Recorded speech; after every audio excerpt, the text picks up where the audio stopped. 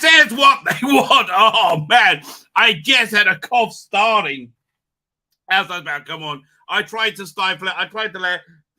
No, I could not manage it. Oh, my God. A lot of snot, baby. A lot of snot. It's Saturday night, ladies and gentlemen. Well, Saturday night for me. Well, 8 o'clock for me, which nearly my bedtime. You know, if I'm lucky, my bedtime. Saturday night for me, ladies and gentlemen. Maybe Saturday afternoon for you. I hope you're having a good time wherever you are. If it's Saturday morning, I hope you're having a good Saturday morning. Yeah, listen. I would just say, if you're Jewish, right? If you have a Jewish mother, right? Or Jewish grandmother, and it's Saturday, you know, before evening for you, don't watch the show, maybe. Don't watch the show. Watch it on catch up. That's just what the good Lord tells me to tell you. So we got a lot to talk about tonight. We have a lot to talk about tonight, ladies and gentlemen. Let me tell you. The toxic fandom story has got more toxic and more fandom well over the last 24 hours where I've been offline. Just come online again after Sabbath for me, okay? So the toxic fandom story is now much bigger and much more insane. Oh, man. So we got that going on. Got to cover that. Got to cover Mando, right? There's been one, I would say, badly written plot point, right? In episode 1, which they completely get rid of in episode 2, like instantly. Right? Other than that, I think it's been excellent Star Wars. I think it's been really good, pure Star Wars, right? I really, really have been enjoying it.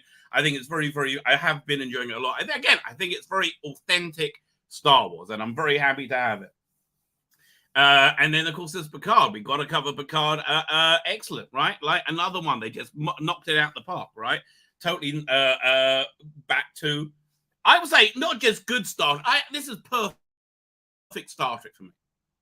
I mean, there hasn't been a step wrong, right? I mean, really, really, really, there hasn't been a step wrong in my opinion. This is the best. It's really some of the best of Star Trek. It is doing to Next Generation what Star Trek 6 did for the original crew. I hope they sign off. I love that they did that in Star Trek 6, right? I hope they sign off at the end of this. I know they're all together at some point in a shuttle, probably going to see the new Enterprise. Right, so I mean the whole Next Gen crew.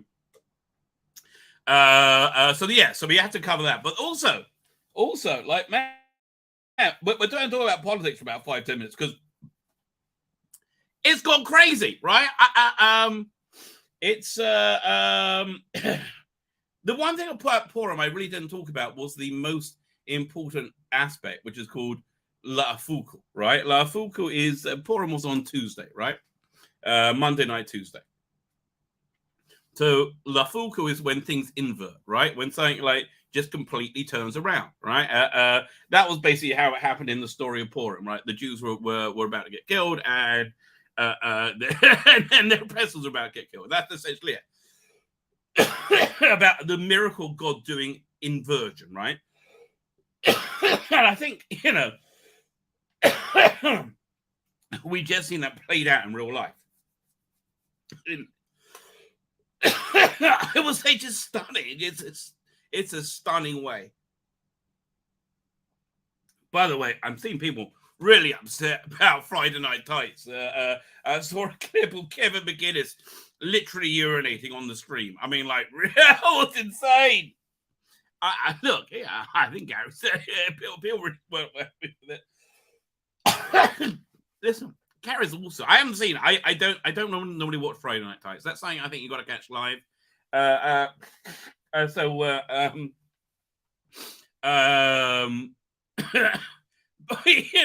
like, you can have an off guest every now and again. It's not, the end of his channel.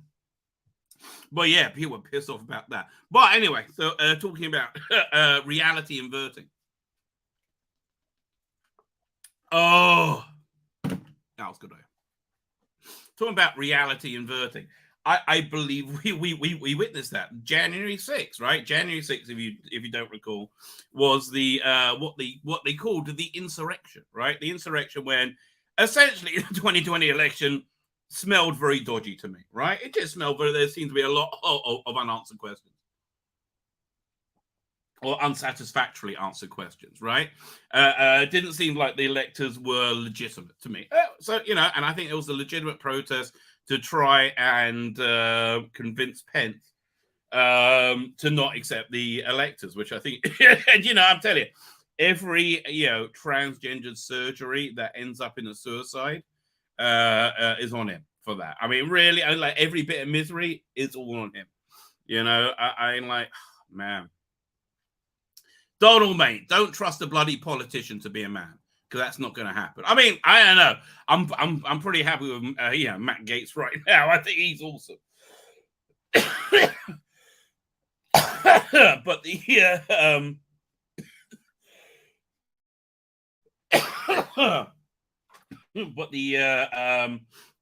so January 6th was when they the electors were going to be counted. The election was going to go through. So there was a massive rally in Washington that day, legal rally. They said there was about maybe 500,000 people. It was huge, absolutely huge, right? And the narrative about that has been, which I never bought, is that this Donald Trump had incited this mob maliciously to turn violent and attack their capital, right, rather than let go of the presidency, right, which is absolute nonsense. Can't be substantiated anyway, right? And they described it as like the greatest assault on the democracy of all time. It's like the worst attack ever. Pearl Harbor. No, nothing compared to this, right? So it turns out it was all bullshit, and they were lying, right? We're going to watch a clip where we see Nancy Pelosi, AOC, and Biden. I mean, look, for all I know, this might be a deep fake. I have no idea, right? It's from James O'Keefe. Then that might be a deep fake too. I have no idea, right? But if it is a deep fake, freaking insanely good. I don't think it is. Deciding to frame the January 6th protesters, right? Legitimate, legal protesters. So basically, essentially what happened was this. The while Donald, it was a big building, right? So while Donald Trump was talking like over here somewhere, right? A group of about 100 people led by seemingly many FBI operatives, the main one being a guy called Ray Epps, stormed the other side of the building, right? And broke in through that way, right?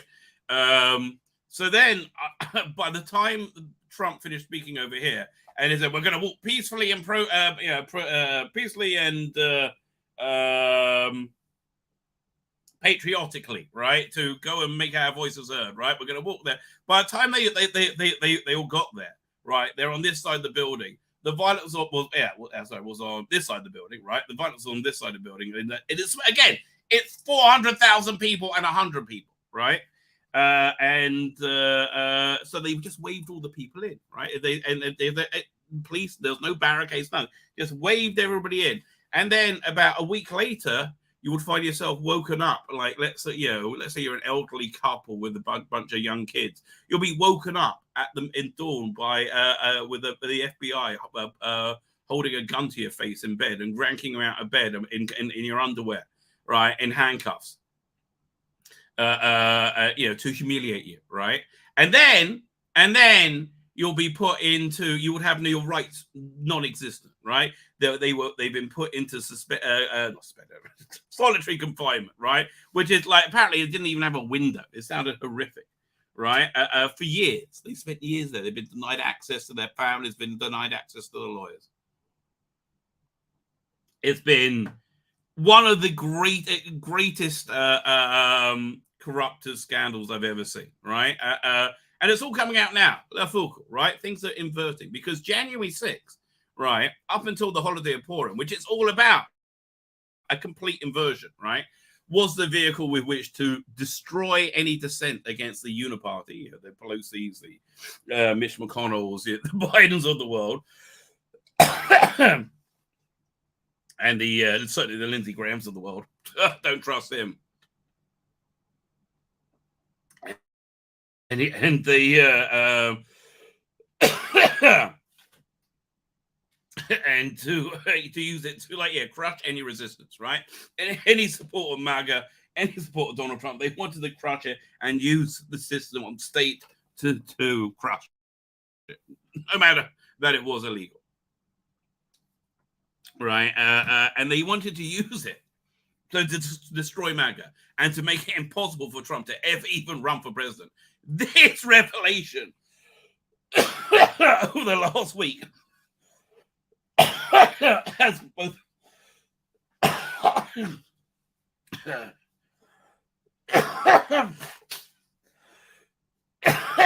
maybe I'm poisoned. Damn. As both I'll try to cough right now. As guaranteed his nomination and victory, right? Why is it guaranteed? Like right now, he's 40 points ahead of DeSantis, right? Which is the only rival he has.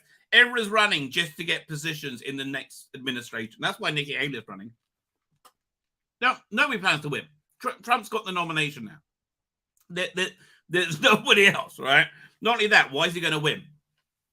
It's because of ballot harvesting. Ballot harvesting is the legal way in which a method in which the Democrats used to win, right? And believe me, by the 2024 election, all the illegal ways are going to be closed off as well. Which is basically you get people to you don't have to go and vote yourself. You just gather up people's ballots and you send off. So what you're actually doing, you're activating one of the largest voting blocks of all, which is the non-voters, people who wouldn't normally vote, right? A mother gets all the kids, just sign here. What you want, Trump? You want the secretary? You want this? Just listen to View all day. That's all she knows. Right?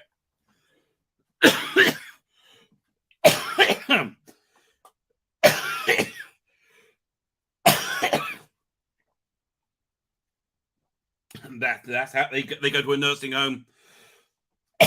They fill in ballots for them, right, for the old people. If they're dead, it doesn't really matter. Okay, so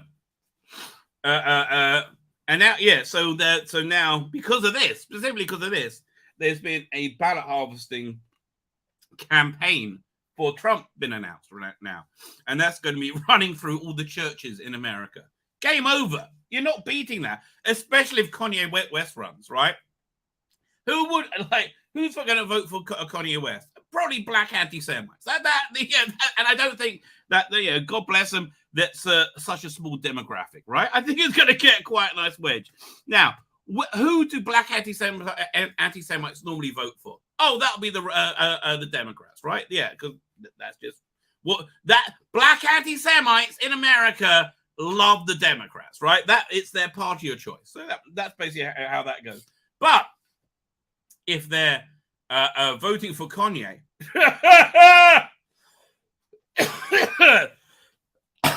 that's a massive voting block. If the Democrats lost, this was off 5 years ago. The Democrats, they're probably demographics are changing now. But if they lost, I think 20% or 12%, something very low of the black vote, they can never get power again, right? It's really crazy. Anyway, so this video I just saw, it blows my bloody mind, right? This literally blows my mind. We got funding off this as well. Check this out. Quote, it was like me and two other colleagues who... Okay, so this is Matthew Rosenberg, a famous journalist for the New York Times. He's just been ambushed by James O'Keefe, a genuine journalist, right? A journalist that does investigative reporting, right? So he's just confronted this journalist, Matthew Rosenberg, and he's in the bottom. We see the picture of somebody recording him on a date, and he's basically saying there was nothing to be scared of. There on January 6th, outside, and we were just having fun. I know I'm supposed to be traumatized, but like all these colleagues who are in the Capitol building were like, oh my God, it was so scary. I'm like, off. What do you want? That's Matthew Rosenberg Yeah. What do you want from me? Yeah, that we finally got you. of the New York Times asking me what I want. Only one thing, Matt, the truth. It's a disturbing video that shows Alexandria Ocasio-Cortez. Yeah, I have no idea how they got this video. Maybe it's one of the new release files from January 6th. I don't know. This video we're going to see is insane, right? This is her on her Instagram or whatever it is, lying that she thought she was going to be raped and murdered, right? Now, why is she lying about that? Nancy Pelosi and Joe Biden discussing what to do and deciding to frame the protesters. These people have crossed the line by threatening our democracy. I've given a shoot-to-kill order for any breach of the Speaker's lobby. Every one of these maggots must be prosecuted. Every one of these maggots. I mean, like, it was a peaceful protest apart from the things the FBI did, right? Nothing happened, and you were fine all the way through the Summer of Love. Right? There were protests in our capital. Yes, we fundamentally cannot hear the voices of the people, right? We refuse to hear the voices of the people. That is Nancy Pelosi for you. But it gets so much. Yes, I agree. No more protests in our capital. The video paints a troubling picture of the political power brokers attempting to spin the narrative to protect their own interests. This is not just about the protesters, but about the lengths to which those in power will go to protect their own interests. We will now show you this video and let you decide for yourself what really happened. Now, she knew this was going to happen. She knew that she cut down all the police presence at the Capitol, right? And nobody knew what was going on. Completely uncoordinated. At the same time, the FBI, seemingly the FBI, was much like the Whitman assassination plot or kidnap plot, which was done by the same person, were perpetrating this violence. Full day. Listen, sweetheart, let the men handle it. Are you even... Can you? Oh, perfectly. I love that. Did you just hear that? Now, is this deep fake? I don't know. But oh my God, we got to hear that again. This is awesome. Listen, sweetheart, let the men handle this. Yes, Joe Biden. Listen, sweetheart, let the men handle this. I love that. Listen, sweetheart, let the men handle it. Are you even listening to me? Why don't you let me finish? Congressional staffers were almost killed. I thought I was going to die. This is an adult. I know you thought you were going to die, but this is an adult conversation. I love the way he's talking to it. Discussion. The public doesn't fear us anymore, and you better do something. What am I supposed to do? Do your fucking job, Nancy. Alexandria, let's both be patient and respectful of each other's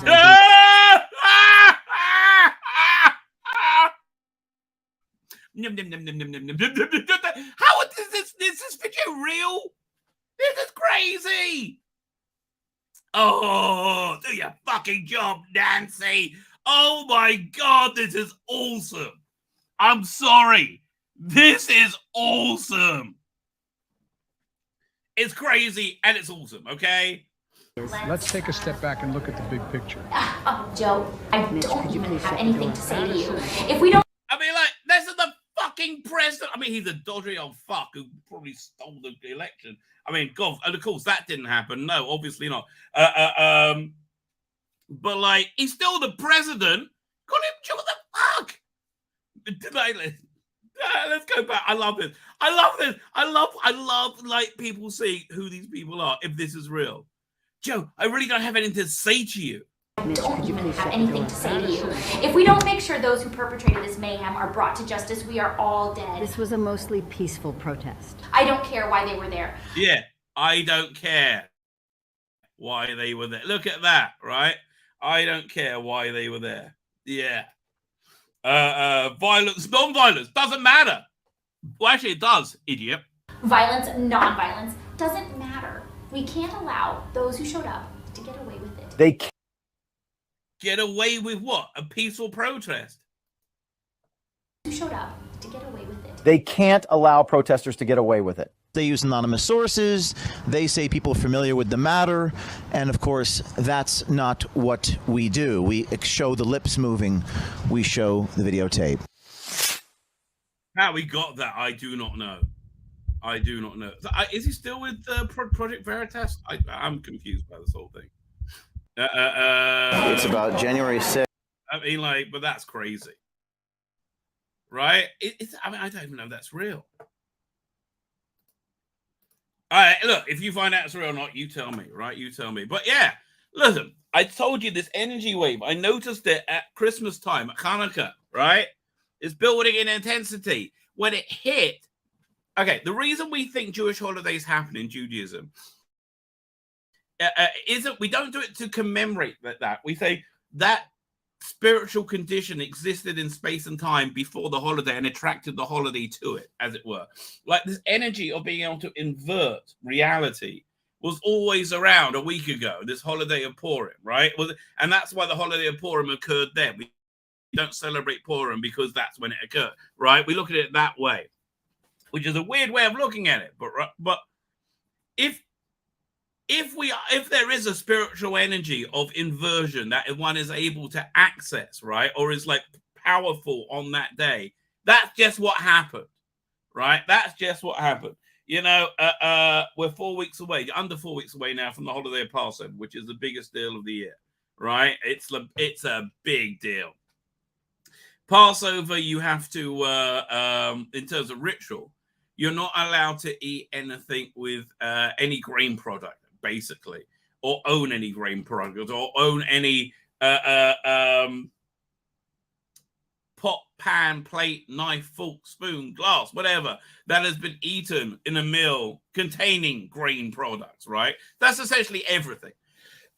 So most people have like different Passover plates and cutlery and everything, but it means you've got to completely clean the kitchen, and then you've got to do this incredibly weird shit to make it kosher for Passover. You got to like we got granite countertops now, so we can just get a steamer and go over it. But yeah, some people boiling water over it.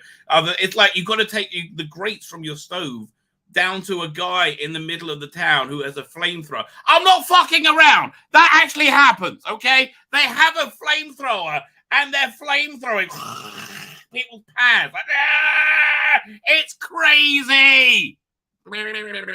So anyway, then during Passover, I said you can't eat any grain products. But what you can eat is grain products that haven't fermented for over 18 minutes, which basically we call matzah, right? It's like this cracker. It's like a cracker now, but it's, if you make them yourself properly, you know, do it in the old-fashioned way, it comes out like a kind of gummy flatbread, right? But yeah, I always prefer like the soft handmade ones. Which it was that you make them like the day or so before. That's really good. That comes out really, really well. Anyway, all this is about this spring, right? So it's about it's about rebirth, renewal, and for us, this is where the year is born, right? It's created in like, you know, potential, in spirit, it's created non-tangibly in September, and they have a 6 months pregnancy, and it's born right here, you know, in April, right? And we call it Zaman Cheretenu, the time of our freedom, because it's when the Jews left Egypt, right? It's the Exodus, right? It came out as that, which is the Exodus is was a shattering of the current world order, right? The Exodus was a complete shattering of the current world. Egypt was the supreme world power, and it worked on a system called primarchy, which is, you know, basically a pyramid. There's one person on top of you. Yeah, you have your people. You have one person on top of them, on top of them, on top of them, until you get right to the top, and it's Pharaoh. And you know, in Judeo-Christian thought, we believe we are all equal, and God is the top, right? We are all like equidistant from God because we are all essentially equal, right? It's the, I mean, what's the word? In a we call it Lahavdil in allegorical terms, right? There you go. So if Purim, right, if the energy of Purim exploded into reality the way it did on, what was it, Monday night, right? And it did.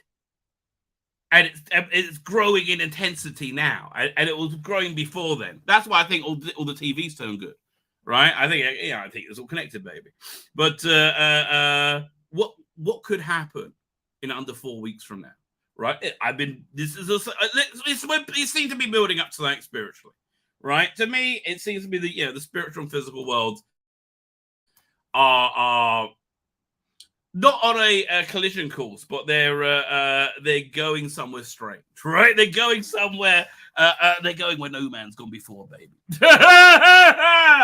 Basically, yeah. So let me get to the chat. Then we'll do the toxic fandom. But yeah, look, baby, I've been saying this for months. The times they are changing. Well, like, how much bloody clearer do you want it to get?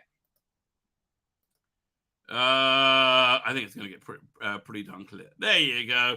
I'm gonna kill you, says toxic fandom. Don't worry, we'll have them calm down by November.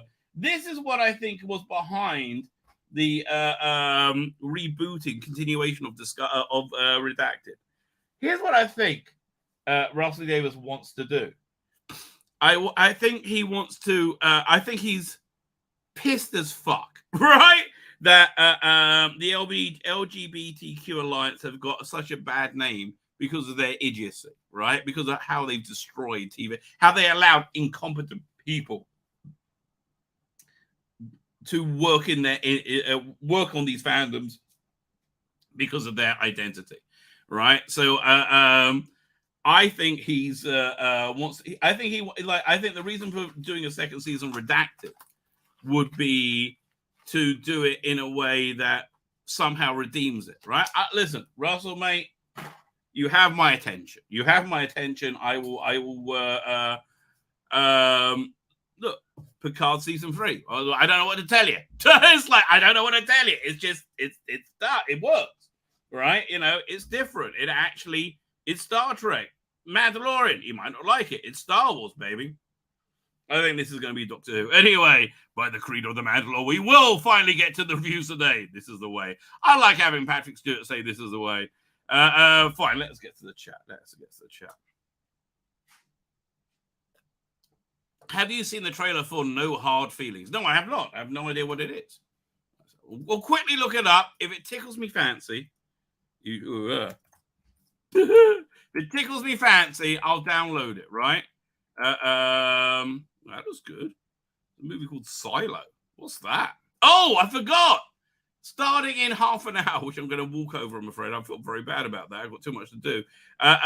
Episode 2 of Peter Capaldi. Let me just share this. I'm going to share the link to this. 1 second. So this, if you haven't heard it, this is really, really, really worth a listen, right? It's really worth a listen. This is an AI Peter Capaldi reading chapter 2 of season 12, which is freaking excellent. Season 12 I love it. I'm season 13. I love both of them. The AI Peter Capaldi, let me share the link. It's but look, I'm working with AI a lot, and I really want to get the Colin Baker one out soon, right?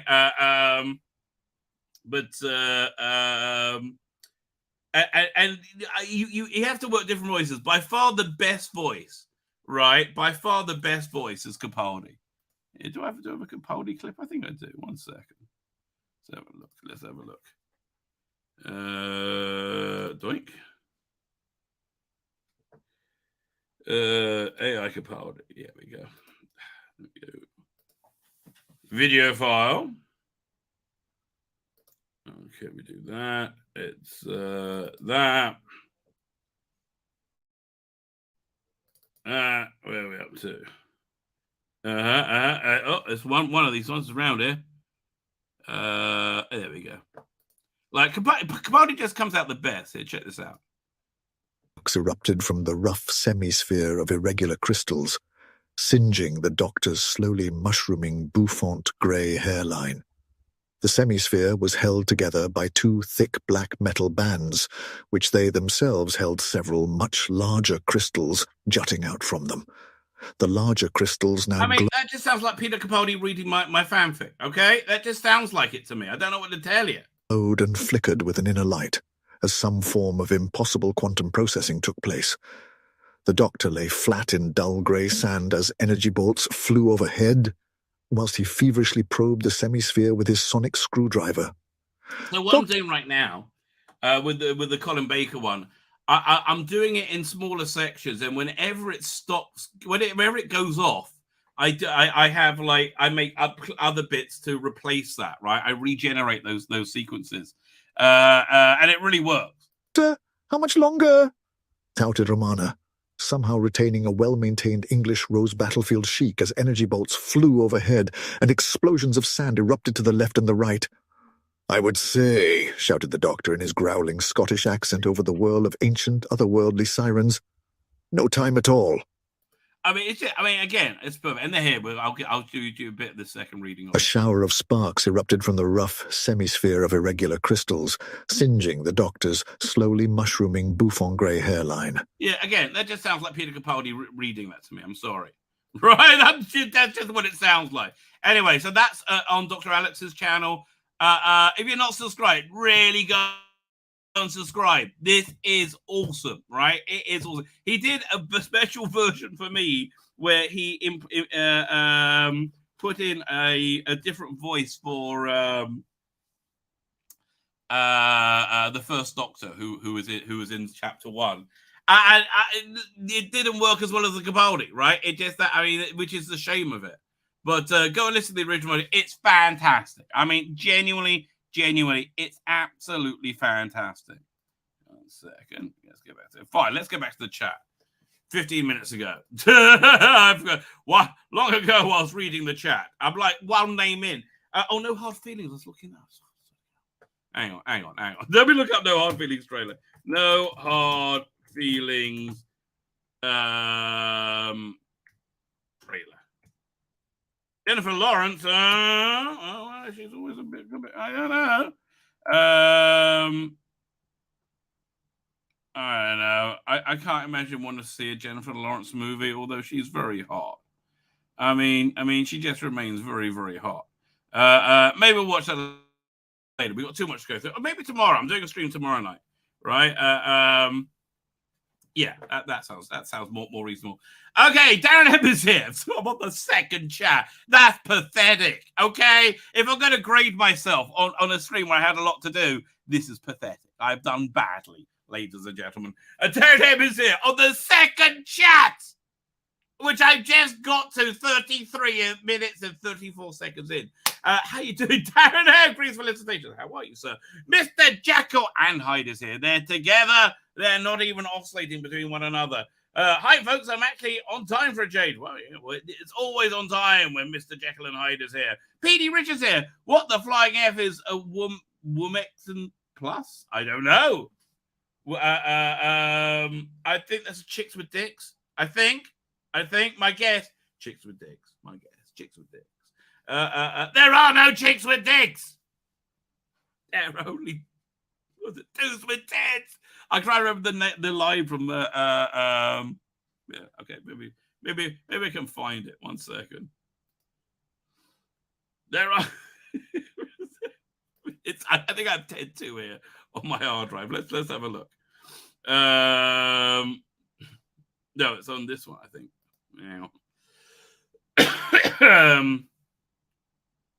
Yeah, 1 second. Doink. Yes, it's over here. Yes! It's in TED 2. Let me find that clip.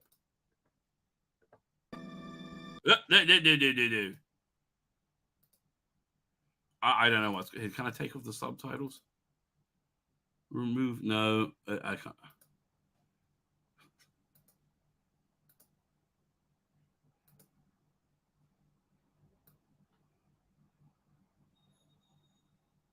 Oh, wait. This is it. Buddy, because you are spiraling out of control here. All right, fine. I will. Just stop looking at that shit, please. Johnny, I mean it. 1 second. on! Well, what the hell are you doing looking at my private shit? What are you talking about? Private shit, Johnny? It was wide open. There were literally thousands of files here. Well, I've been meaning to clear some of that out. Jesus Christ, look at the organization here. Clockwise rim job, counterclockwise rim job. Yeah, well, sometimes you like seeing the tongue go the other way. You sick bastard. Look at this. Chicks with dicks. That's it. This is the greatest line of all time. Oh my god. Oh my god. I have a disease, all right? I need help. There are no chicks with dicks, Johnny. Only guys with tits. Oh, this is such a... Of course, we do not support such hateful things on this channel. Of course, there are chicks with dicks. Of course. They're totally feminine. And so are their penises. And I mean it. Yes, absolutely, doodly. I wonder if Redacted 2 will actually be like, you know, the lesbian trans F-Fest. I wonder. I don't know. Where are we up to? This is what we want, Paramount. This is indeed what we want. Matthew J is here, as is Gareth Morgan. Who else we got over here? Count Scratch is here. Who else we got? Whizzing through the chat now. Look at that. Look at this. Mark the Vicar is here. Probably fake. I think it's real. Okay. For what it's worth, I am copying and hacking as much as you. Well, I feel a bit better now. It just took me a minute to calm it down, right? Yeah, look, I mean, like, it's a huge scandal. I mean, I can't believe this is out. Well, leaked CCTV footage looks a bit peaceful and interaction. Where? It wasn't leaked. It was published. Oh, Dan's there. How you doing, Dan? Dan, do you want to join me? Yeah, I'll send you a link. I asked Keith to join me again because I thought he was really good going over Enterprise last week.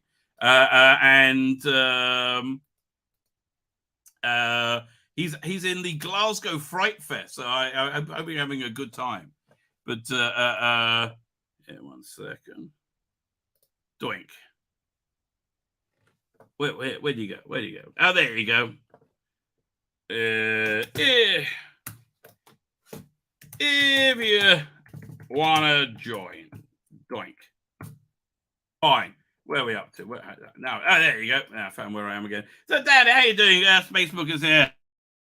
Spacebook is on tonight. I'm just on what you're cooking. Oh, I'm terribly sorry. What is Dan cooking? Dan's a very healthy lad. Okay, so I'm intrigued, right? I'm intrigued to know what's going on Dan's stove. Matthew Pounder is here. How you doing, Matthew Pounder? Thank you for joining us. Who else we got? John the White. Have you seen this thing? Okay, John, you will know, right? You will know. I just upset a bunch of JFG bots. Not hard to do.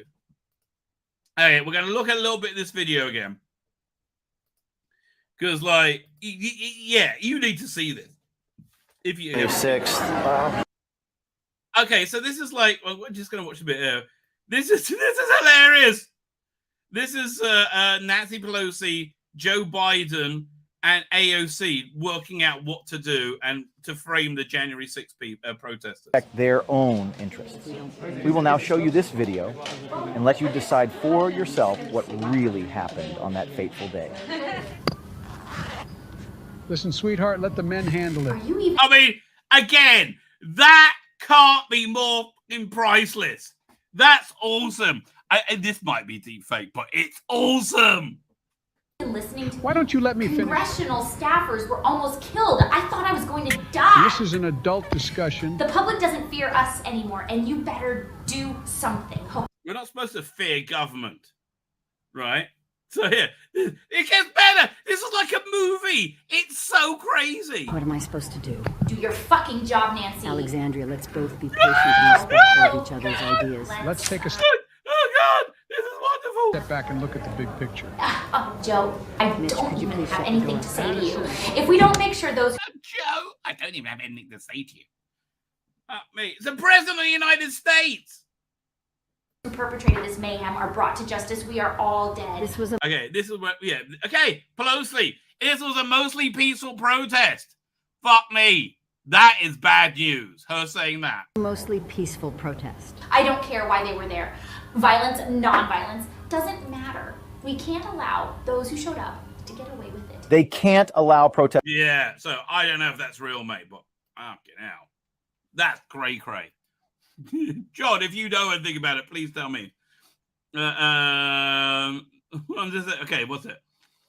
John, it was a brilliant coup 5 years ago, but the hard truth is, feminists who fell, it fell where it matters. It fell to be popular. Now the patriarchal are taking over again. Oh God, they're freaking out. You're gonna make them crazy. Ah!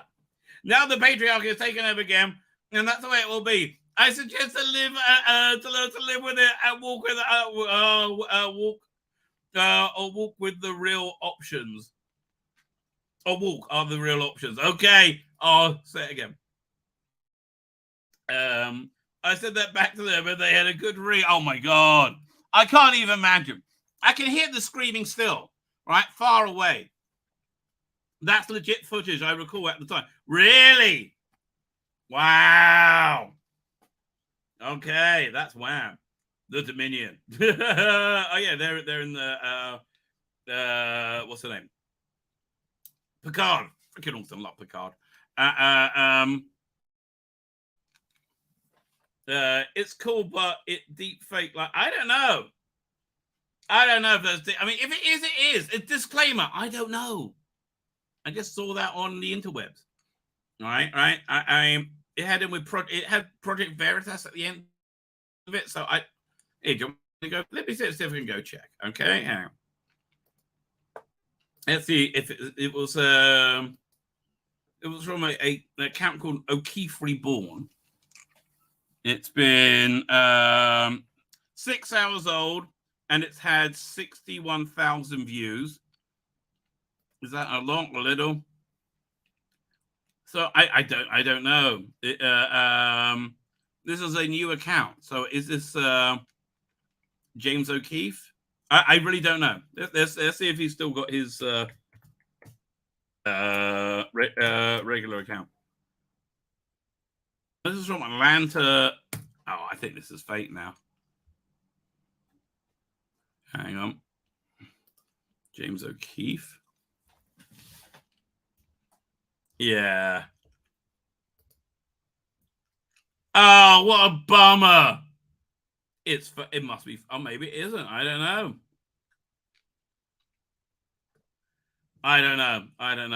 Look, he hasn't tweeted since March 4th. Major story announcement coming. Okay. Is that real? I think it can't be, because if it was real, we would have seen it a lot more. Right? We would have really seen it a lot more. It's 6 hours old, but maybe it is. Maybe just seeing it at the beginning.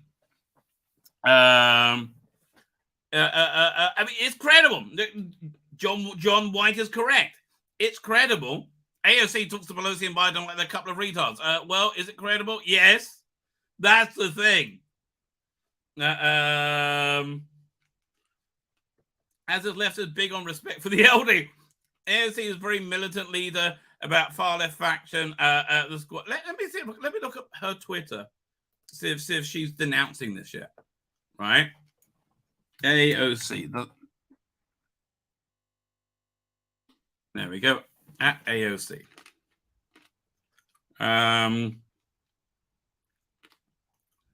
Doesn't look like she's talking about it right now, right? Okay, look, maybe, I don't know. It's got 70,000 views so far, so I don't know. I almost died. My life was in danger. Yeah, on January 6th. Yeah, but I think they just knew it was all going to happen because it was all staged. Okay. Let's start getting to the stories, right? Let's start over here. Never, ever hire social justice warriors, right? This is what will always happen. It's happened literally everywhere they've ever gone, right? So did you ever watch Stranded? So my community strike was from for hate speech against this what's it called again? This podcast, which I reviewed and found to be unwatchably bad, right? I'm sorry it was awful, right? But I viewed it and it was awful. What do you want out of me? It was very badly written. It was very much sold as being a trans drama, like sci-fi Doctor Who drama. That was its like raison d'etre, right? And to me, it made the main characters, who being trans was their complete identity, very unlikable. Like really just narcissistic, awful people, right? Not because they were trans, that's just the way they were written. I didn't write them that way. Right, I don't think it came off well. Anyway, so Ella Watts, so the rumor is she was a nightmare, right? She wouldn't take any criticism, and the work she did was substandard. I think we can say that, right? Again, from what I heard of Stan, I can't even remember her episodes. Don't know if I heard them.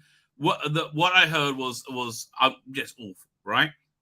It looks like Doctor Who Redacted Season 2 is in the works. Sadly, I won't be working on it. Whilst I was clear I wanted to remain in the project, I was replaced by the BBC without explanation or an application process.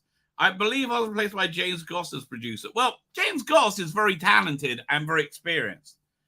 I can think of many things that James Goss has done which has been good.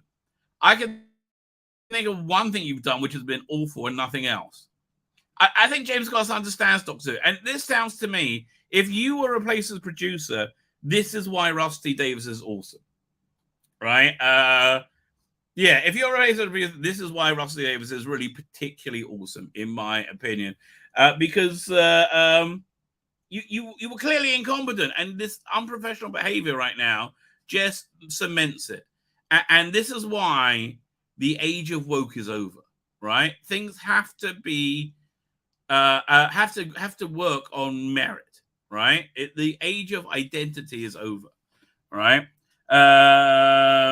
If Redacted Season 2 is anything like his previous work, it'll be fantastic, and I wish him the best. The cunt, she said in invisible ink. I mean, really? I was replaced without explanation or an application process. Yeah, no, we weren't interested in you. Doctor Who means different things to different people. As a fan and a queer woman, because I'm everything and a queer woman, right? I can't be anything other than a queer woman. To be part of bringing a queer woman fronted show to the Whoniverse was an immensely proud moment in my life. Yeah, but it was shit and nobody liked it, and you ended up making everybody look like morons, right? I mean, other than that, it was an awesome success, mate. Yeah, it was. Oh, yeah. Yeah, other than being shit and not getting ratings and everybody hating it. It was fantastic. Oh, think of the diversity. Incredible, right? Wonderful. We love a bit of diversity because that's better than competent storytelling. Oh, yes. Can't get enough of that.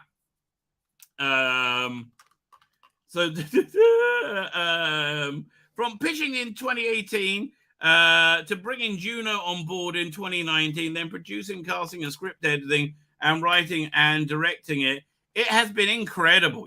It was awful. All right? It was just awful. I'm sorry. I'm not given the opportunity to see it through. This isn't the first time in podcasting that women have been replaced by men following successful first season. Fuck off. I'm heartbroken it happened here. I don't know more. I hope production goes well. Can't wait to listen. Fucking hell. Do you not see how transparent you are? Unbelievable. So then she got what she wanted. Utterly wrong. I feel it's so sad for you, Ella. It's not a way to reward determination and success. It wasn't a success, right? Okay. I mean, honestly, everybody can stay in fandom in my estimations. Fandom's big enough for everybody. But you've been cunts to everybody else. Can you just fuck off and leave us alone? Right? Or just stay in your own little clique. If this makes you want to leave Doctor Who fandom, oh yeah, baby. More of this, RTD. More of this. But what I think Rusty Davies wants to do is rehabilitate these people. Right? These are his people. And I think he wants to give them a loving, fatherly, paternal parenting hand, which is what they clearly need. I'm so sad to hear this Redacted season was so good. It was shit. And you clearly put your soul into it. Oh, that's true. We agree there. I'm so sorry, Ella. It's so sad. Incredibly disappointed from a company you gave so much to. Ella, I'm so heartbroken. Oh, the drama. This shouldn't have happened. It's wrong. Redacted will not be the same without you. Yes, it might not be shit. Right? Have you considered that? It might not be shit. You were immensely glad you brought it to life in the first place. Good luck with your new endeavors. I'm sure they'll be smashing. Yeah, I'm sure. I don't think you're gonna get much more leverage on your identity, right? I think that's basically over, darling. Right? I think that's basically over. What a horrifying decision, Ivy. I'm so sorry they did this. I mean, this goes on and on and on. And every avatar is exactly what you think it would be, right? They're all like, there's so many Mandip Gills and anime cutesy wooters. Definitely deserve better treatment than this. The fact that yesterday was International Women's Day makes this just more upsetting too. Oh, I'm so upset. Thoroughly enjoyed the first thing. It was shit. I mean, look, some people like things they don't like. Some people like camping. Some people like putting fingers up their asses. Whatever you want, baby. I don't mind. I don't judge. I just don't like camping or somebody putting a finger up my ass, right? It's not into that. I mean, I guess, you know, if a lady love really felt they needed that, I think I'm probably giving enough love to let her finger my ass. But I it's not something that I'm running to do. Like, get up there, baby. Yeah, no, my ass is an outie. It has been all its life. Let's keep it that way. This goes on and on and on. And God, they're all so awful, right? They were all just so awful, right? And I'm sure this is a group of healthy people, you know, and not people in deep distress. That's certainly what it looks like. I'm so sorry to see this, Ella. I hope they were getting to be involved. We're still going. Yeah, I mean, just look how much of this shit there is. And I just stopped. I stopped after a little bit because it goes on forever. Eden morning to Jodis. Oh, what? Oh no, Ella, this makes me so sad. Double saddy face. I'm so sorry that this has happened. Redacted will always be in my mind. Really? Will it really? I'm like, right, your dying breath. Fuck off, kids. Redacted. Okay, what was I saying? You're not going to have any kids. You'll be in the gutter, you know, dying alone, obviously, like all your ilk. Thank you for conceiving it. Oh, and birthing it into the world, a gift in the world. It means so much to so many. Oh, never has so little been done by so many against so few.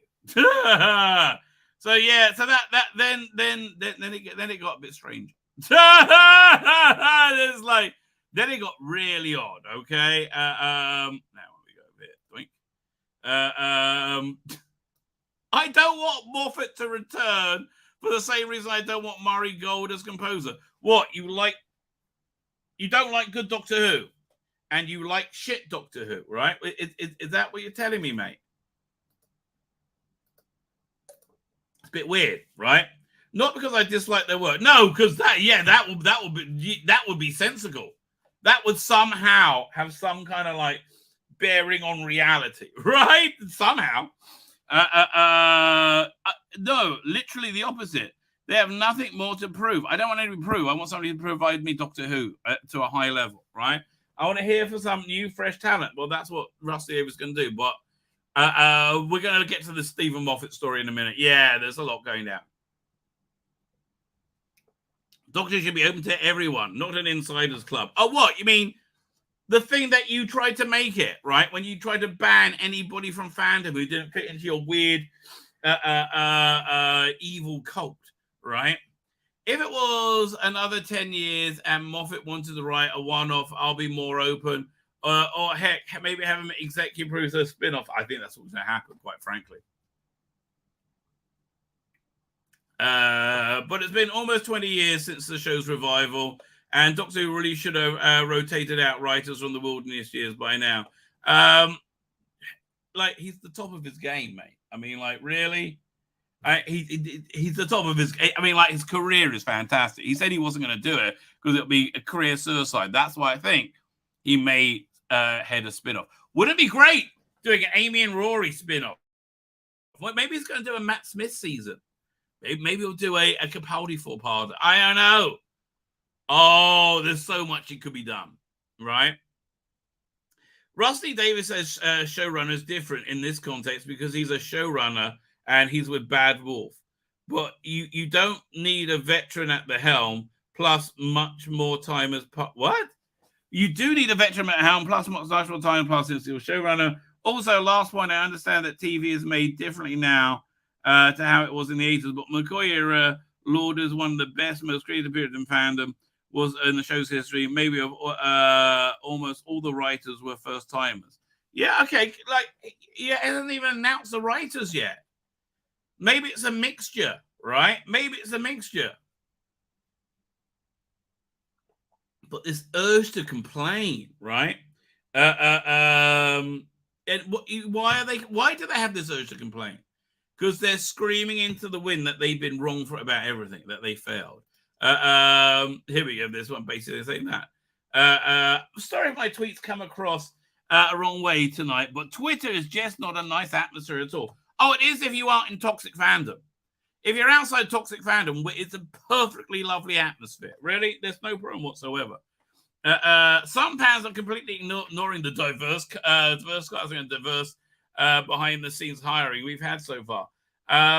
Yeah, because they're tantruming, right? And it's diverse, but I just think they're hiring people who can do the job. But listen. Everything is connected for these weirdos. Me too, obviously. But like, January 6th imploding is after the COVID narrative imploded. What happened with that the other day? It was last week. I can't remember what it was now. Right? It was a big deal, right? And then it's all falling apart for them, right? Acting like new teams are all straight white people. Yeah, well, they are freaking out because they're not diverse enough. Stephen Moffat is likely coming back because he's one of who's most talented writers. It's not him coming back to block new diverse writers. And what again? I'm all for new voices. I'm not all for new racism, right? Let's have a representative sample of writers of the population. I'm fine with that, right? But if you reduce your hiring pool to a tiny part of your population, the quality is only going to go down. Big Finish has shown that. Doctor Who on Chimera has shown that. Right? It's just going to go down. Just because somebody isn't diverse, I don't believe should be blocked because they're white and old. He wrote some of the best Who. Well, again, but look, mate. Look, this is your side. This is your tribe. It feels like some fans are completely ignoring the device cursing behind the scenes guide thus far. It's not just straight white men. Russell isn't even straight. Look, they're all freaking out, mate. I completely agree. Russell should also look directly at look. Let Russell do his job, okay? I think he knows more than you, little pipsqueak Who, right? Where are we up to? I completely agree. Russell should be look at writers from a wide range of backgrounds. No one has ever in the last 50 years, 20 years, let's say, not looked at people in a diverse range of backgrounds. That hasn't happened. You are delusional. You're bonkers. Give me an instance, right? Yes, Wendy Craig had to write on a pseudonym in the fucking 70s. That's 50 years ago. Oh, God.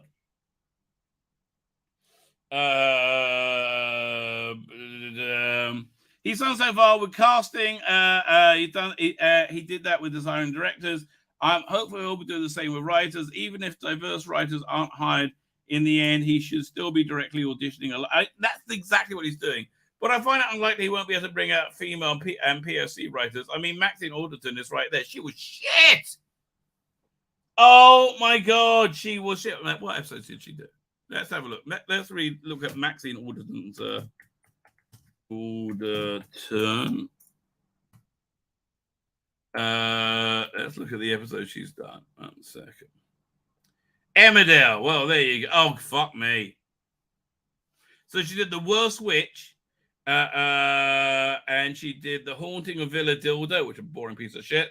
Village of the Angels, which co-wrote with Chibnall. A mid-level level episode of Flux, right? Which was one of the best things he's done. Still was not watchable. So far, he's made the right calls on and behind the screen, not just white people. What is this racism? It's relentless. Hopefully we'll be the same with the writing team. Yeah, man. But I mean, aren't you a little bit uncomfortable with all this racism? I mean, really? It seems to me you should be, right? It seems to me you should be uncomfortable with all this racism. But let's look at the story that triggered them. What amongst the stories that trigger them? We have this over here. We're up to. By the way, time to sign. I just saw a call on my. Love the strings with Gobby Guy and you. Yeah, John White. They're freaking awesome, right? Kronos Godwise in it. They are those Gobby Guys. Their channel's freaking great. I love it. Wide range of backgrounds. I know. People are strange, mate. People are strange. Where is it? Let me get the right window. Doink. Here we go. Stephen Moffat set for Doctor Return as Rossi David asked for new episodes.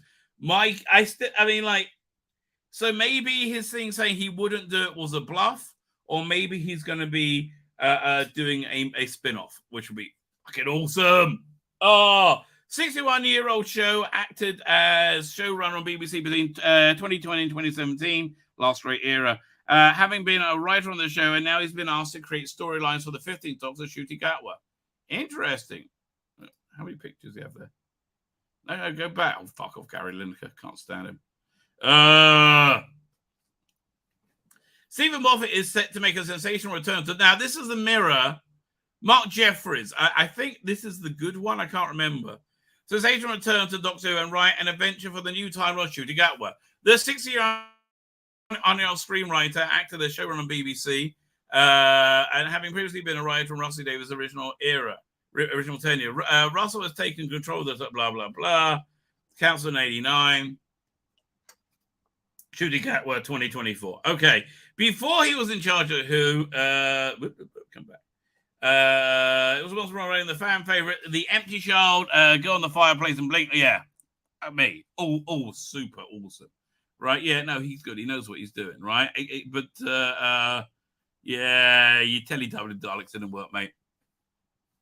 A source of Russell and Mission Doctor Who great again, but that seems event television not to be missed, which it was for many years, and during his and Stephen's tenure, in charge of the show.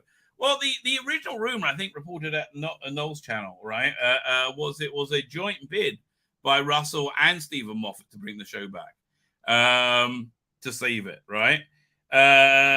He has nothing but respect for Stephen has achieved with the show and his vision.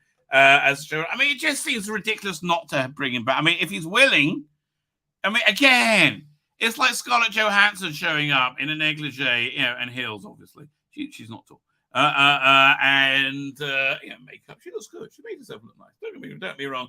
And say, Rabbi, do you fancy a bit of a Scarlet bunk up? Do you fancy that? Do you? And I go, nah, no thanks. Actually, nah, I'd rather not. Yeah, that's. I mean, yeah. What can I tell you?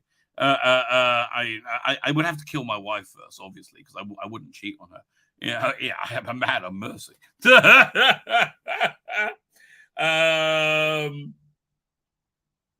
One of the ways he can do is ensure the best possible people writing for the program. I'm sure he's right. He has nothing but respect for Stephen show as showrunner. He approached him about returning and writing. In a writing capacity because he knows Doctor Who inside out and has a brilliant imagination for adventures in space and time. He took some convincing, but a chance to contribute to a show he's loved since a childhood. He sees it blossom into a new era with a new Doctor was just too much to resist. Yes! Don't fight it, baby. You know you want it. You know you want it. Which I wouldn't be saying to Scarlett Johansson because she was really into it. Okay. Yeah, we're up to Moffat was responsible for introducing the hugely popular Matt Smith era and the less popular Peter Capaldi. But okay, Karen Gillan, Amy, blah blah blah blah blah. Must read. Why must I read that? Jane Torville's poignant vow after horror injury during Dancing on Ice practice. Well, that sounds really awful. Moffat created Sherlock, blah blah blah. He said, "I just want it to go on. I want it not to stop, and I want it to." And I know Russell's going to make use of the infinite of adaptability to always be a number one predator in the environment. I think he's right, actually. That's what I want. I want to go on to era. Yes, I believe it can. Like the stories of Robin Hood, King Arthur, and Sherlock Holmes will always go on. BBC declined to comment. I wonder if it's true, right? I wonder if it's true. But it is making them crazy. Again, P.D. Richards is going to be on Dance subscribing Red Dwarf. Yes! Yes!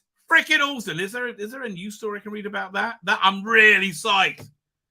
Oh, in fact, I think Peter, I think you sent it to me as well, right? Is there? Let me see if I can find a news story. Okay, there you go. Fine, let's go to Radio Times. Thank you for reminding me that, right? Oh yeah, this is huge. Dan, dan, dan, dan, dan, dan, dan. Yes, more Red Dwarf. I'm happy about this. I like Red Dwarf. Right? More Red Dwarf. Smoke me a kibber. Red Dwarf will be back for breakfast. Can't wait. I can't wait to hear what they're coming up with, right? Look, is Rob Grant doing a spin-off universe and alternate universe? I don't give a shit, right? I don't give a shit. Really, totally do not give a shit. Future of Red Dwarf has finally been confirmed. And here's the weird thing. I got the news on Friday. I think it's from P.D. Rich, right? I think you sent it to me. And I was just watching the making of their last special, the cat one, right? The cat movie one, right? I was like, that's so weird. It was, yeah, freaking awesome news. So what? You're going to be on Dan? Let's say P.D. Rich will be on Dan later talking about it, right? So I'm going to be off by then because I want to have something to eat and listen to it. I'm looking for Radio Times. Doink. The future of Red Dwarf has finally been confirmed after a legal dispute between its creators Rob Grant and Doug Naylor. It's no secret the writers who co-created the comedy series haven't always seen eye to eye. Dissolving their partnership in the 90s, Naylor continued to write Red Dwarf for the series, but in 2021 launched a high court action against Grant over the rights to the show. I didn't know he launched it. I thought it was the other way around. I thought Grant took the rights, and that's why he launched the high court action. Right? This dispute has now been resolved, and it's been confirmed that both writers will continue separately working on Red Dwarf in different media. Oh, so Rob Grant's going to do a Red Dwarf book? Fine, who gives a shit? Go ahead, write it. I don't care. The books are excellent, by the way. A statement reads, Rob Grant and Doug Naylor were delighted to announce the ongoing dispute over Red Dwarf rights has been resolved. Oh, so they're doing it in different media. Doug Naylor is doing the TV. I'm sorry. And he had it lined up to go for a while, right? And it just got stopped for years.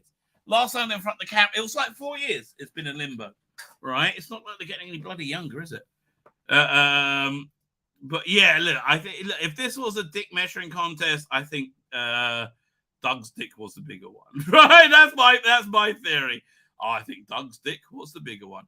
As people are apt to say, it's a common expression down my way. Where are we up to?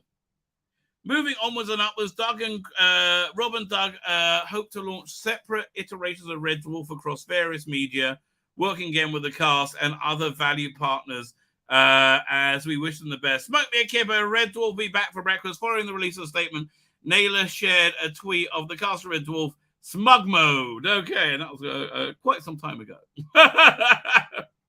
Yeah, you could tell by Crichton's costume, which got a lot bigger as time went on. Exactly what the two differentials will look like, or what the various media. Oh, let's look at go to reddwarf.com. Yeah, reddwarf.co.uk, I think it is, or maybe we'll find out in a second. Yeah, there you go. Told you, but do they have any actual information? We can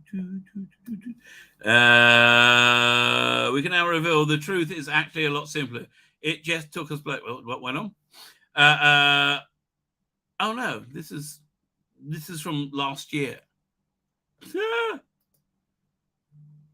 So they just have this again. Okay, fine. So they don't have any information. Fine. Back over here.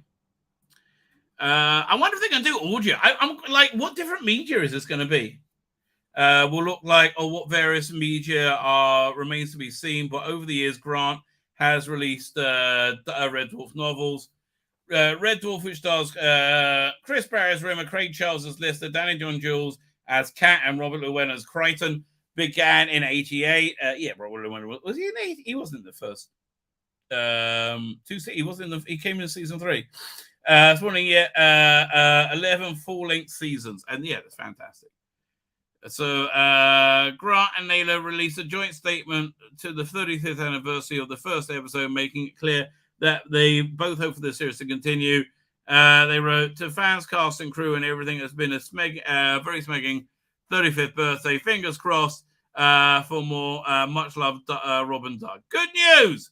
That is good bloody news. I'm sorry. Love Red Dwarf, right? Freaking love Red Dwarf. And, you know, it always delivered. That's the thing. Red Dwarf was always good. Fine, let's do Earthly Madlock. See, I let the good Lord decide. I just opened my PDF and it came out straight with Mando. We're going straight into Mando, right? Mando. So the first episode, not the strongest of Mando episodes. I mean, there's a lot in it I liked, right? A lot in it that I liked. But there was some really genuinely atrocious writing, right? But still, there's a lot I like. Here, one second. Let me pull up the episode guide. The Mandalorian. Let's see who wrote and directed this one. The Mandalorian. Doink. Okay, Wikipedia. By the way, if I become president of the universe, one of the first things I'm doing is scrapping this logo. This logo is bad, right? Bad logo. Season 3. Both episodes written by Jon Favreau. I don't know what happened with the first episode. Good direction on both, though, right? I'd say good direction on both. So, there we are. So, look.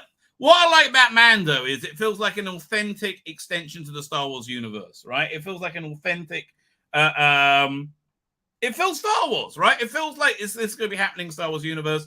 I would, if they want to rescue Star Wars cinematically, you want a Luke Skywalker Mando movie, right? And it seems to be Jon Favreau is saying they're going to be getting different, but I don't know. He says that when we're moving to the sequel trilogy, let's wait and see what happens, right? Maybe it will, right? So it starts off, this episode just highlights everything impractical about being a Mandalorian, right? Starts off, we have the, whatever her name is, the Mando Smith, right? And she makes a helmet. It's kind of cool. She makes a little Mando helmet for a new Mandalorian. Now, as we know, Mandalorians aren't allowed to take the helmet off. So this is essentially a bar mitzvah where the kid's going to become a boy in an iron mask, right? There you go. Do you like the air on your skin? No, it's not going to be fun. I mean, there must be some kind of like weird sensors that it feels like air on your skin or something. I don't know. So she gives them a mask and said, yes, I will follow the creed. And he gets a little Mando mask. I'm a little Mando. Yeah, a little Mando boy. Hava, Nagila, Hava, Nagila, Mazel Tov. It's his bar mitzvah. And they start doing the Mando shit. And then I like all the variations of Mando. I like the big chunky one. I like this one. I like them all. I like this is just cool. Okay, this is just cool, right? And suddenly, makes no fucking sense. But who cares? The big sea serpent comes up. Rah! Who somehow, I mean, don't they have any scanners in their Mando helmets? Again, doesn't really make sense, but great action scene, right? So the Mandos start going pew, pew, pew, pew, pew, pew, with the little Mando guns, right? He gets a big Mando gun, pew, pew, pew, pew, pew, pew, pew, pew, pew, right? They can't dent it, right? And it's fun. It's fun watching all the Mandalorians fight a giant sea serpent. I'm enjoying it. But they get their ass kicks too much, right? They get their little Mando ropey things on them. Da, da, da. And it's not going well, right? All of a sudden, when he eats a Mando, yeah, a few of them go down, right? They fire into his mouth. It's not going well. They go, look up in the sky. Now, Mandalorian, our Mando, Don Juan, Jin, John. Rabbi's got full Jewish. He's not allowed because he said one time I took off my helmet. This seems like a very impractical religion, right? So you're a Mandalorian no more, until you bathe in the waters of Mandalore, the mines of Mandalore, which have been blown up by the Empire, right? And they're scattered, empty people. But in flies Mando on his new ship, right? So this apparently is episode 3. Episode 1 and 2 were taken for the Book of Boba Fett because they're, that's shit. We better make something good in that, apparently. I did not know that. But yeah, in comes Mando, boom, and he kills a big beastie, right? And it's Mando and Baby Yoda. Yay! Now, they're fucking stupid for not making a movie-length episode and release of the stuff from Boba Fett and releasing it before this. Right? They are so dumb for not doing that. It's painful, right? Oh, man. But anyway, yeah. So he's got a new ship now, and he's people are complaining they just didn't know what's going on. Right? They're all pissed off. So he's the apostate, which means he's a bad Mando, right? And he's like, okay, you saved us. You can talk for a few minutes. And he's like, whatever, and go to the mines. Is it? They don't exist anymore. And then he showed them some bit from the mines. And he's like, if I can get there, if it exists, and bathe them, show you proof, I will be redeemed. And she goes, this is the way. And off they go. Lovely little scene. Okay, I love this little scene. They're flying in hyperspace, and apparently this connects to Rebels or a cartoon. I don't know what. Baby Yoda's looking up, and he sees these whales in space flying around them. So he goes and snuggles up with Mando. I love this, man. This is good, right? This is genuinely something I'm interested in watching right now, right? Mando and Luke Skywalker movie. That's what we need. So before he goes, none of this makes fucking sense. It's so annoying. Like, you could have written this so much better. He needs to go to not the Mos Eisley, whatever the planet that he normally goes to in the first episode of the season, right? The one with Cara Dune in it, where they're going to explain why she's not there, right? So he lands, and it looks very much like a Disney Hope Resort, right? This is what Galaxy's Edge should have been, right? You should be able these should be your hotel rooms, right? That's what it should have been like. This is just morons, right? They're just morons. Yeah, and so there's they show this town. It's all like gentrified. There's lots of money going through it. It's you have a protocol droid, getting people to come in, try stuff. Music playing. Again, this feels like very much a Disney resort, right? And in the middle, there is a IG-88 robot statue because he gave his life to stop stormtroopers or something. And he looks up and he's off he goes. And so he meets what's the name, Cole Weathers, who used to be the guy in charge of bounty hunters. Now he's like the magistrate. He's gone straight, and everything's really nice. And he says, "Look, come and stay with us. You can. There's a gold mine going on here. You can have this plot of land. It's great." And he's like, "No, I'm here because I need something." He uses the Force to get candy, like it a lot. In comes a protocol droid and says, "No, that you've got to come. There's a problem." So these pirates are back. They haven't been there for a while. They haven't been there since everything's gone straight. And I do like the makeup design in this, right? And it's very responsive to their faces, so that you get decent performances out of them. So these pirates are like, we want to come in. It's like, and this is where the bar used to be. So, well, now it's a school. Come, you can drink at my place. He's like, no, we're gonna drink here. Meanwhile, Mando looks on coolly. Yeah, do you see again? You see how expressive this makeup is? It's very good. It really, really does work.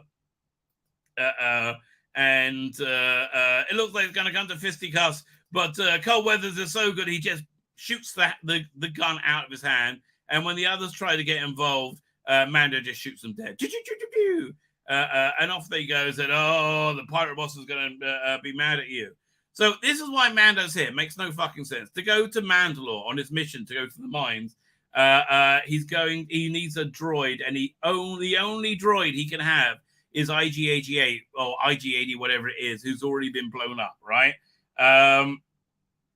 It has to be him, no other droid. Now keep that in mind, because that is going to be reversed, okay, in the next episode very quickly, right?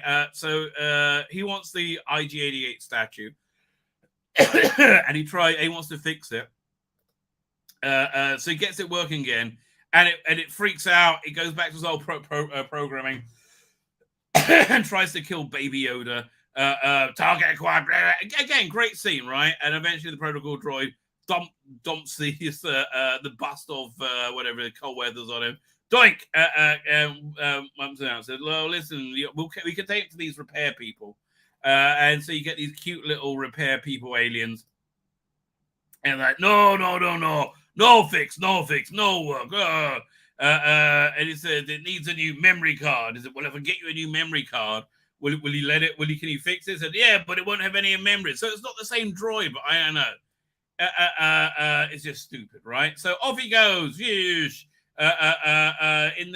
the Mando ship, and flies off, and he talks to him about navigation. Part of being the Mandalorian, you always got to know where to go, right? But then he's waylaid by the pirates, and now we're gonna get you. And again, good. This is great Star Wars. This is a good dogfight in space. Again, this feels like I'm in George Lucas's universe, right? Lots of pewing.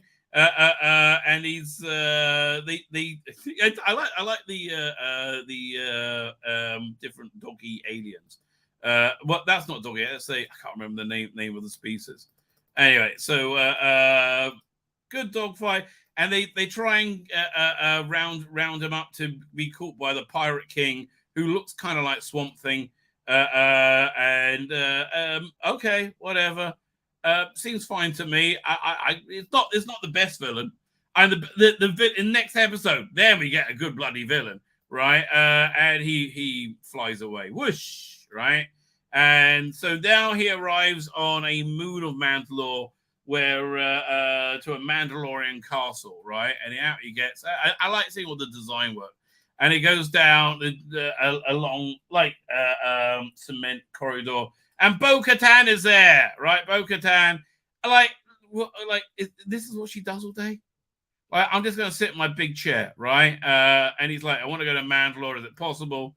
And I like that she's sexy, by the way. I like the feminine, sexy armor. That kind of turns me on. And she's hot, right? So he says, yeah, I'm going to try and get to Mandalore. Okay, here we go. And she's like, leave me alone, don't like you. Blah! And the episode's over. I like the like production paintings on the titles. Very cool.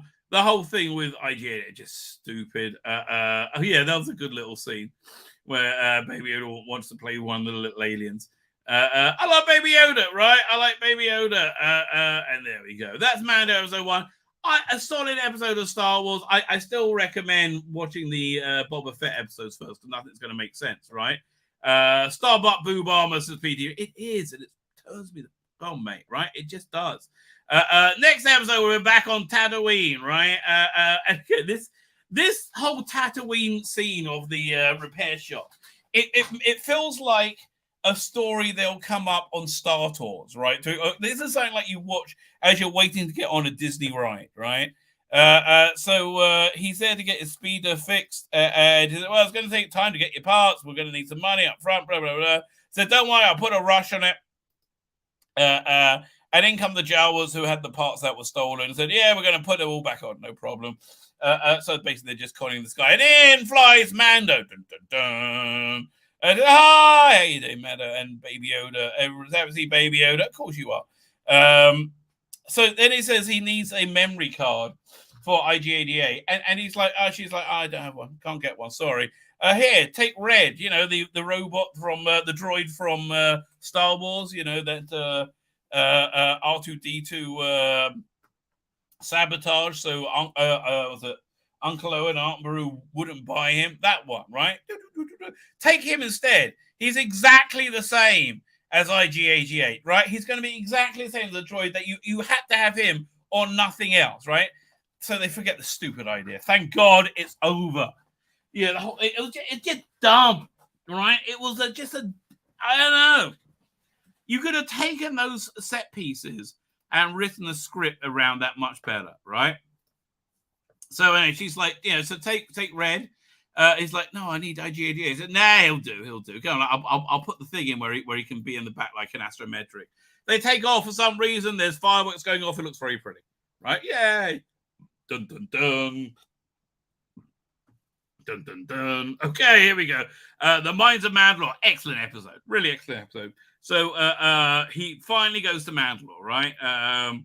And they go through like this. So Mandalore apparently was like bombed by these like heavy, these special bombs from the Empire after after Order 66. I guess the Emperor really didn't want I like there's a spiritual nature to the Mandalorians, right? And I guess he saw them as a challenge, so that's why they were vanquished, right? Very, very quickly. So after he gets under the cloud, he went to Katie Sackhoff last episode to find out where the mines were, right? So they get there and they want Red to go and check the weather, do a spectrographic analysis and all that stuff. So off he goes. And they follow him on a scope, and then he vanishes, right? He says, don't worry, he'll be back. Oh, 1 second, that's interesting. Okay, 1 second. I have to pause this review because the person coming on may not have seen it, right? So off it goes. 1 second. Doink. This is somewhat surprising, ladies and gentlemen. We will come back to Mando episode 2. Sometimes people are blessed, right? Sometimes people are blessed, okay, fine, he's back. People are blessed, and they come and they elevate those around them, with I will say royal goodliness. I have such a friend who will do the same thing to not just me but you as well, as he through the camera or whatever the medium of sound, he will uplift us with his regalness. It is, of course, Bergman, King of the Week. Dan Hadley, how you doing, sir? Hey! Hello, mate. You all right? Yeah, I thought I'd pop on and catch up with you. See, you were on the Sabbath yesterday, weren't you? I'm about to stream myself, but I thought I'd come and see what's going on in Rabbi Town. What's happening? It's been such a busy episode, okay? Yeah. By the way, spoiler alert, I'm not getting to Picard tonight. That will have to do tomorrow. I'm sorry. That's going to be a good, long, deep dive. freaking love Picard. Well, if you want to warm up, you know, we're doing it a little later on my channel for a little while. It's fantastic. So we did. That's the one thing we're not going to do. I'm in the middle of Mando episode 2. You can join me in that interview in the review in a second. Okay. Talk me through it. So and then what else we talked about? Red Dwarf coming back. Yes, freaking awesome. Did you hear about that?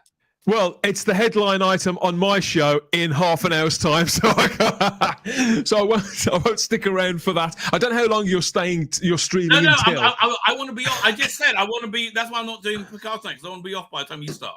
Oh, okay. Because I want to watch it.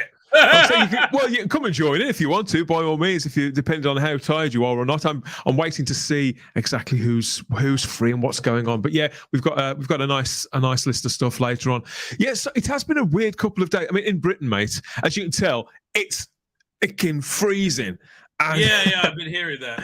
It's unbelievably cold. Can't you warm yourself by hooking yourself up to the rage of the toxic fandom, which has been so palpable and wonderful?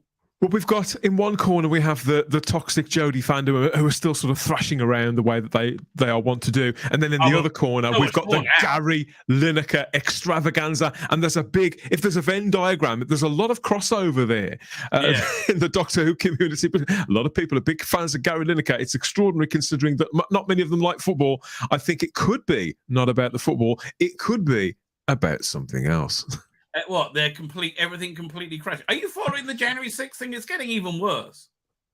No, you mentioned this to me the other day, and I found out a little bit about it over the last year or so. I mean, it seems you can't even talk about this on YouTube, can you? It's extraordinary. I think you can right now. No, you can now. There's no. I saw footage of the guy that they've sent a guy to prison. And there's footage of him being walked around by law enforcement officers doing absolutely nothing. Yeah. The whole narrative is imploding and just insanely.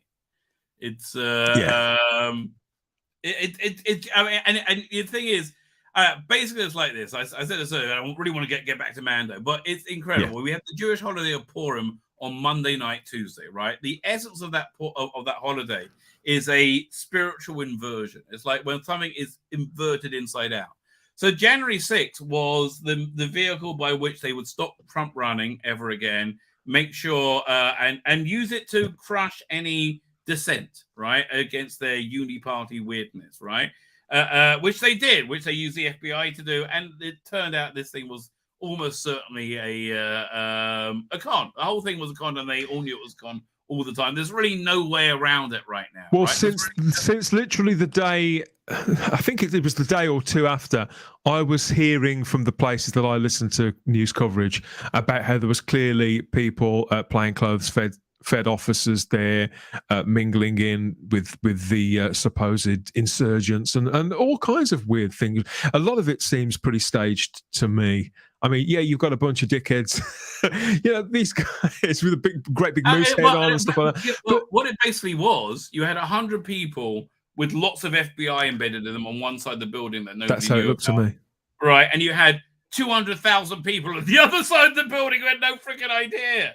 And then if you're waved in by the police, maybe a week or two later, you'll be woken up in the morning with a gun pointed in your head with the FBI raiding your house. You'll be dragged out in your underwear, handcuffed and thrown into solitary confinement for 2 years, right? They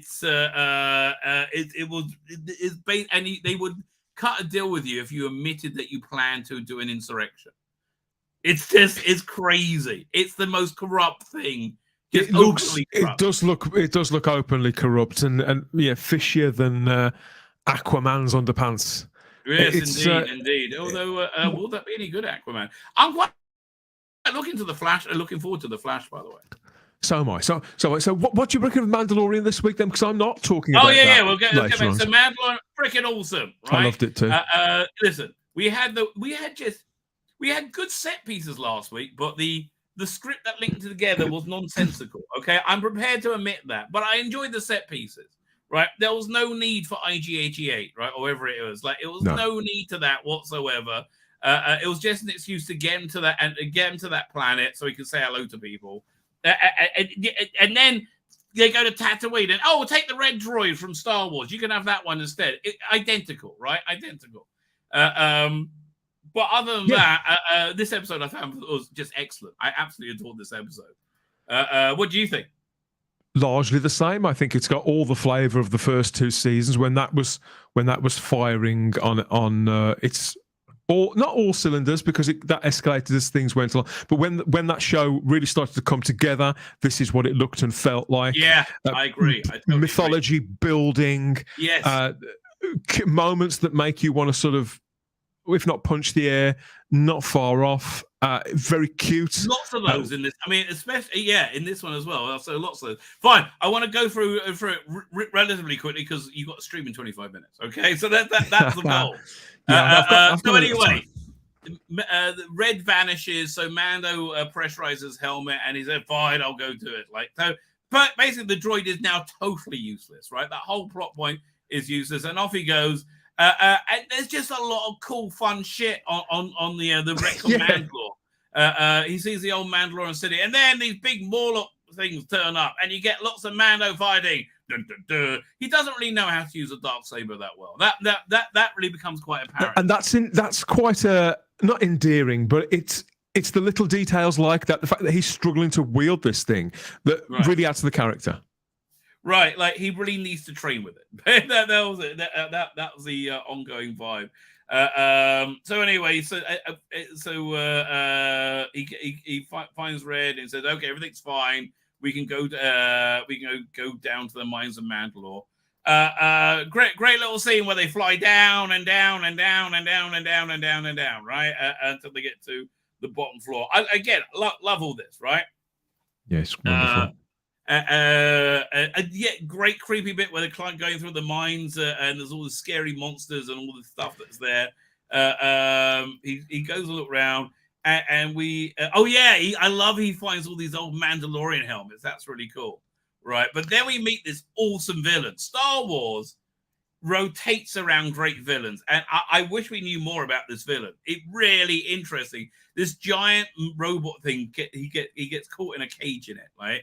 And takes him back to the lair. So Baby Yoda sneaks up. What do you think of this villain? I love this. We didn't even know what it is at the time. Well, yeah, it's hard to work out. It seems similar to General Grievous in the way that it's some kind of cyborg, right? Because you see this organic eye inside it, right? And then there's a different version of it climbs out of it, and he gets all his Mando guns and stuff. Then Baby Yoda comes to try and rescue him, and he can't open it with the Force. So he's like, "No, go back to the boob armor. Go to Bo-Katan." He's like, "Don't have to tell me twice, mate. Run!" And monsters come and get them, and he bravely runs through everything and goes up, and the Morlock things turn up, and he pushes them out. That was amazing. That scene where you get the cave mouth and the Morlock just flies out. Wonderful. Yeah. Just wonderful. Beautifully timed. And again, punch the air moment. You're right. The timing was absolutely perfect on that, right?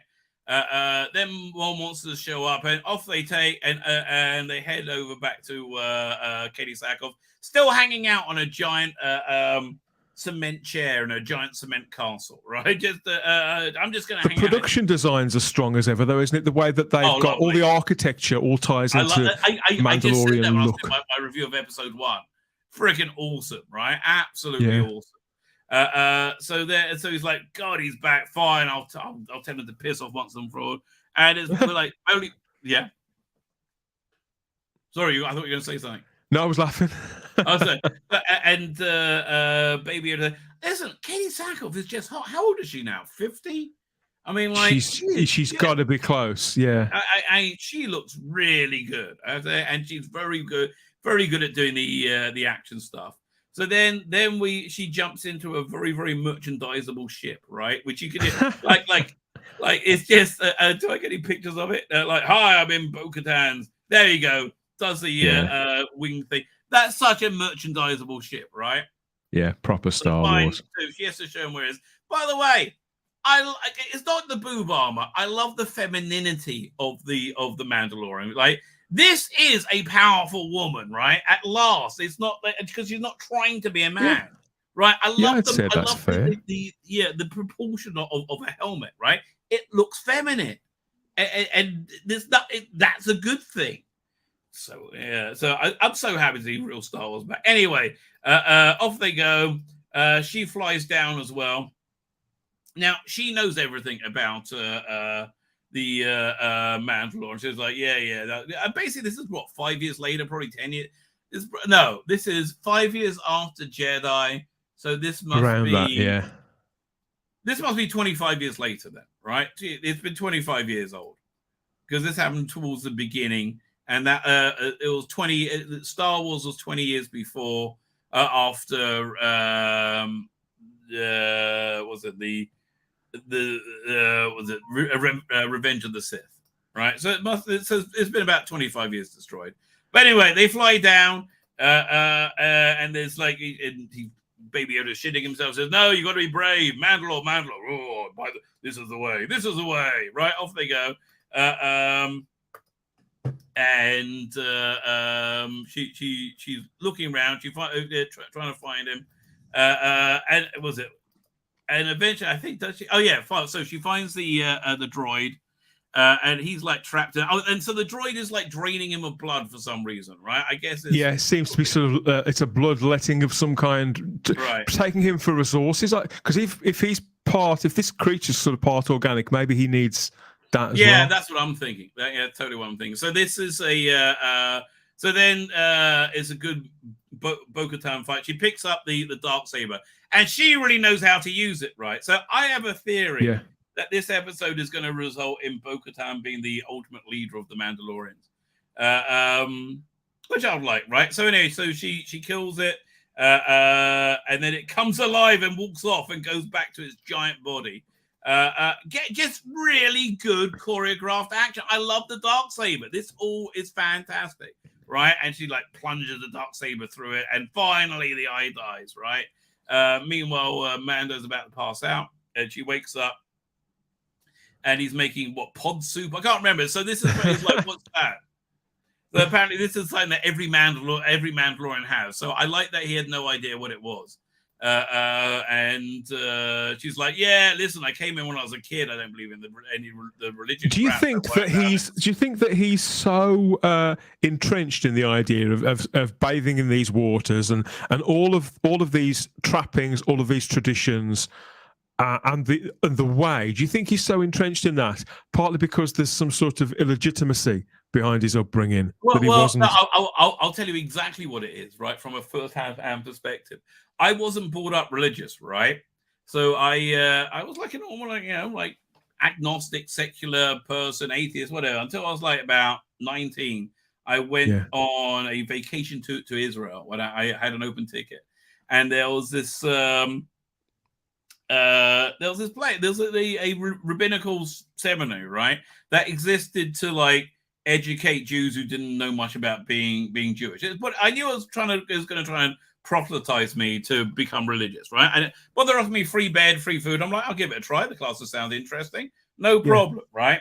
And then they won me over very quickly. I was like, oh, in that case, I think I agree with you. and I've been religious for my life. But here's the thing. When you first become religious like that, after you haven't been, we call it flaming, right? You are, I gotta be the most holiest thing and do everything right. There's no compromise on anything. There's no shades of grey, right? That's how you are for about 5 years. It's a normal process. That's basically what he is. God, that's fascinating the way that you describe that. I would say, from my experience in people that I know, is that, and this is, I suppose, why they compare wokeism to a religion, to a faith, because that's how wokeists behave. That's how a lot of, I'm in no position, I'm not judging these people, but it's also something I noticed too in vegans. Yes. They're exactly the same. It's like, they go hardline. Like fanatically connected devoted side is ultimately a bit strange, right? Okay, so Cancast Crashler says, Sakov makes armor hot. She does. I mean, again, there's this women who exude sexiness. Gillian Anderson playing Margaret Thatcher proves that point, right? It's Margaret Thatcher, the opposite of sexy. Gillian Anderson making Margaret Thatcher. I'm like, that turned me on. I don't know how, but it is. And she looked and sounded like Margaret Thatcher, It's just an internal sexiness, right? Anyway, I like Bo-Katan. She's like, fine, I'm going to take you here. This is what I went here when I was a kid. You know, I am a princess of Mandalore. So they take him down, and she's like, yeah, look, I don't. She basically explained that she kind of fell out of the Mandalorian lore after the fall of Mandalore. It's like, well, you know, we were so divided then.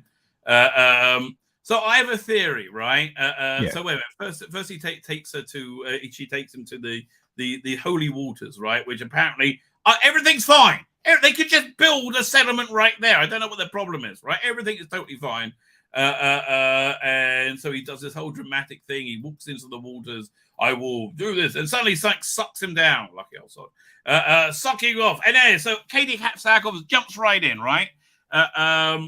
And I'm thinking now she's also bathed in the waters of Mandalore. She's also kosher again. That's why I think she can end up being the leader of somehow, right? So she's like flying down, trying to find him. Finally, So there's this giant sea monster that lives underneath it, right? And it's this was awesome. Mandalore, right? This is some like ancient stuff, right? You could just you see a look at it, yeah. So this is their and it was supposed to be mythical, right? She didn't know it was there, but anyway, she sees it on the way up after rescuing Mando. Out she comes. I want to see if she takes her helmet off, though. That would be We haven't seen her take her helmet off again. So although I want Katie Sackhoff to take her helmet off. Anyway, so he's bathed in the waters of Mandalore. He's kosher again. He's ready to go. They basically wrapped up that plot point. What's going to happen next? Who knows or dares to dream? Looking forward to it, though. It's just warming up. Right? I do. Do I have a thumbnail for the show? Yeah, I do somewhere. Hold on. Where are you? Where is it? What's going on? Be with me one moment. Yes, I watched both Mando episodes on Wednesday. They were Star Wars. The IG-8 nonsense was just a reason for Mando to there to kill some pirates in an epic space battle. I do agree with it. Yeah, I do agree with you. Sorry.